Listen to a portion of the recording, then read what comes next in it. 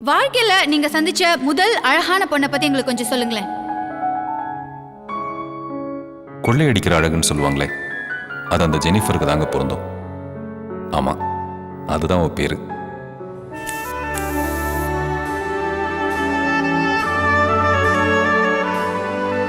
பாரா சும்மா குதிரை மாதிரி வரா.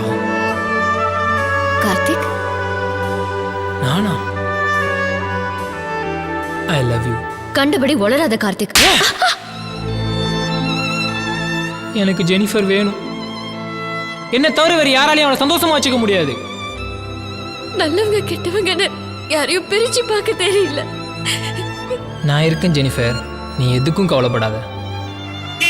காதல் மனசு பார்க்கும், காமம் உடம்ப பார்க்கும்.